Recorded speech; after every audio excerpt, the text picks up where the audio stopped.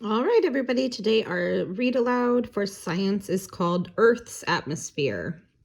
We already watched our introduction video when we were doing our Science Do Now, so you already have an idea that the Earth's atmosphere is made up of lots of different layers of gas. So we're going to dive more deep into that with this read aloud today. Earth's atmosphere is made up of a mixture of permanent and variable gases.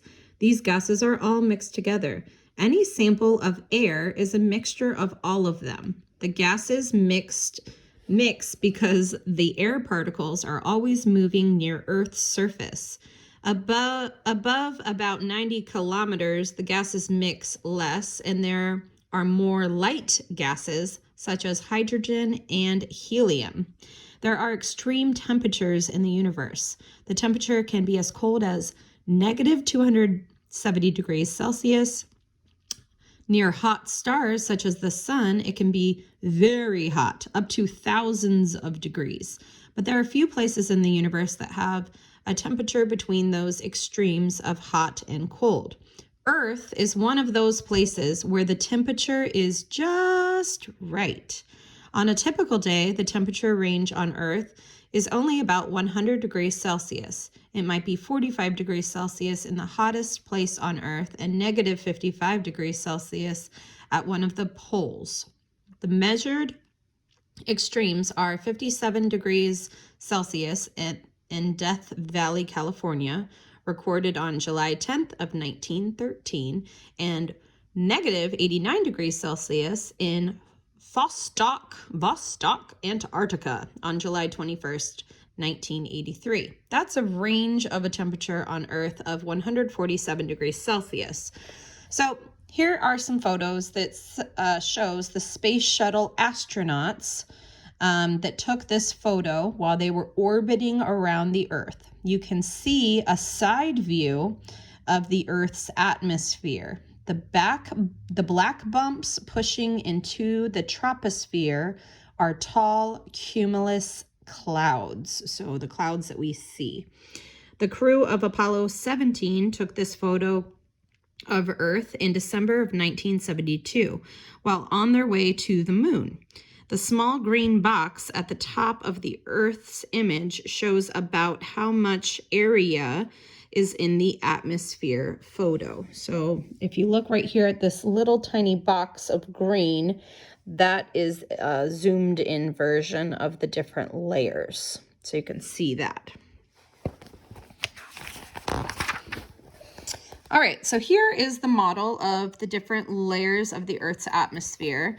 It looks very thin, like a blue veil, but here is a zoomed in picture of the different layers. So we start with the troposphere, then go to the stratosphere, then we have the mesosphere. Finally, we have the thermosphere, and the top is the exosphere. Okay, so the biggest part is called the thermosphere, and we're going to dive into what each layer is going to do for our Earth. It's not only because we are at the right distance from the sun that the Earth's temperatures are moderate. Earth's atmosphere keeps the temperature within a narrow range so that it is just right for life on Earth. From space, the Earth's atmosphere looks like a thin blue veil. Some people like to think of the atmosphere as an ocean of air covering the Earth. The depth of the ocean is about 600 kilometers. The atmosphere is most dense at the bottom, where it rests on Earth's surface, and then it gets thinner and thinner or less dense as you move away from the Earth's surface. There's no real boundary between the atmosphere and space. The air just kind of gets thinner and thinner until it disappears. Imagine a column of air that starts on the Earth's surface and extends up 600 kilometers to the top of the atmosphere. Scientists have discovered several layers in this column of air. Each layer has a different temperature, and here's how it stacks up. So, let's talk about the layer we live in first, and that is the troposphere. The 4 seasons that Earth has are going to occur in the troposphere. The layer we live in is the troposphere. It starts at the Earth's surface and it extends upward for about 9 to 20 kilometers. Its thickness depends on the season where you are on Earth. Over the warm equator, the troposphere is a little thicker than it is over the polar regions where the air is colder. It also thickens during the summer and thins during the winter. The average thickness of the troposphere is about 15 kilometers. So the ground floor layer has the most organisms, dust, water vapor, and clouds found in the entire atmosphere. It has the most air as well. And most important, weather occurs in the troposphere. The troposphere is where the differences in air temperature, humidity, air pressure, and wind all occurs. So weather.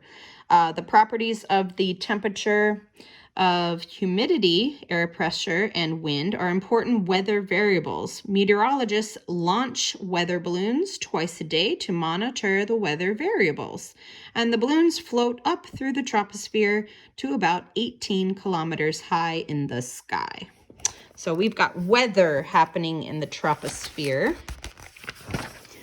The troposphere is the thinnest layer, believe it or not, even though we live in it.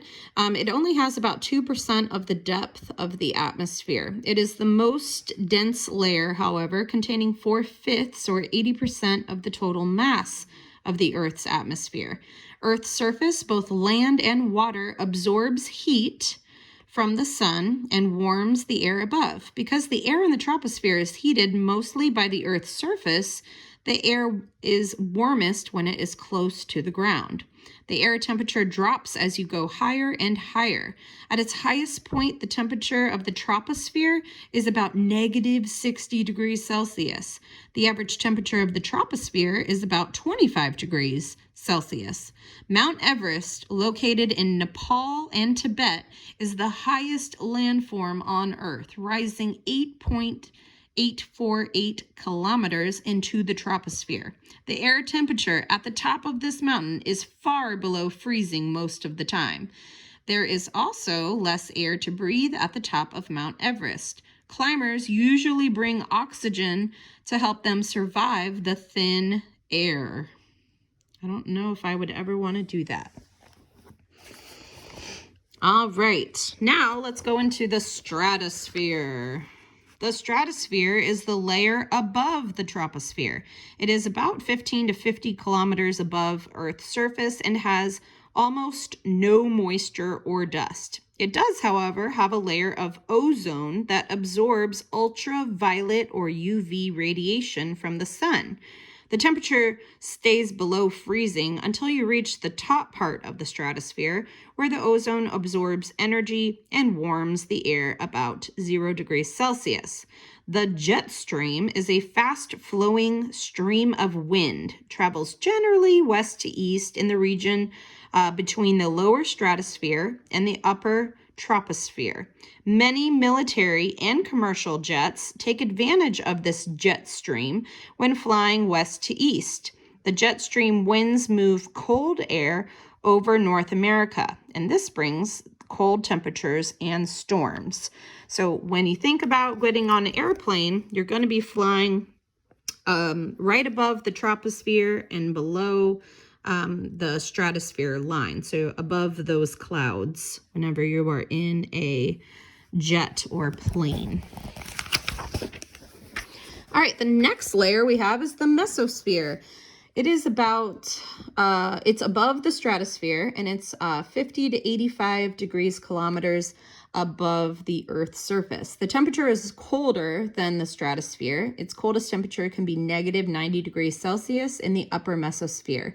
This is the layer where meteors burn up while entering the Earth's atmosphere. Super duper important, because if the mesosphere did not exist, then we would be getting hit by these meteors flying from outer space.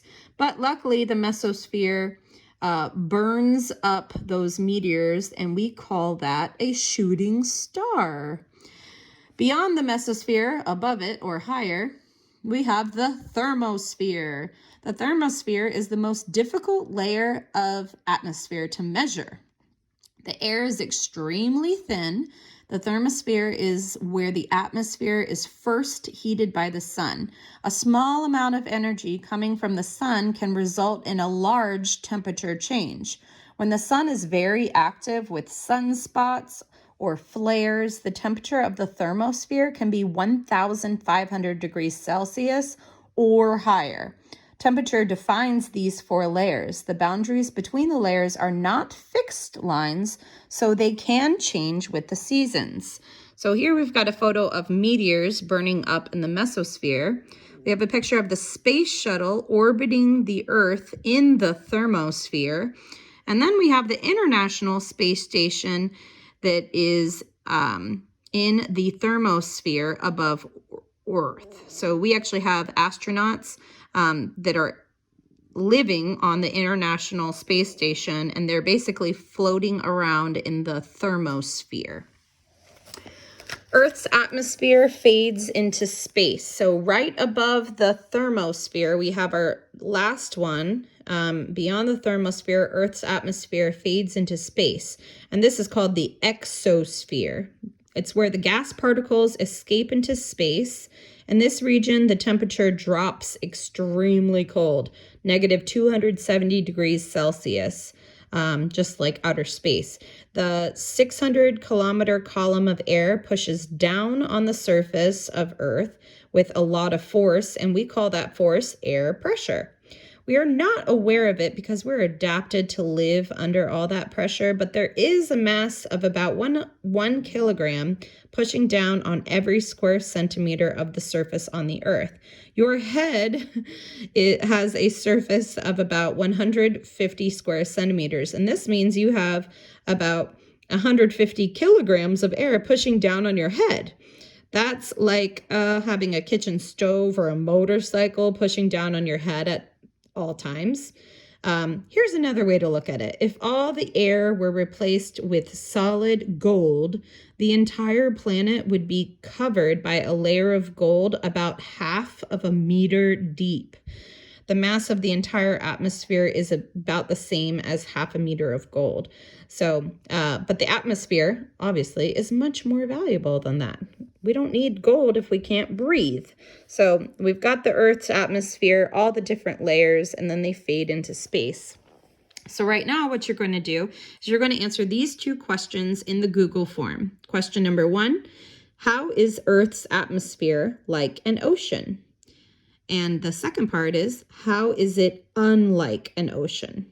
Number 2, what is the average temperature of the troposphere and why is that so important? So if you need to go back and re-watch the part where I talked about the thermosphere right here, and or like when we were comparing the Earth's atmosphere to an ocean right here, you might want to re-listen to those two parts so you can answer the questions correctly in short answer form. Make sure you type in complete sentences and click the submit button when you are done with this read aloud and the Google form quiz.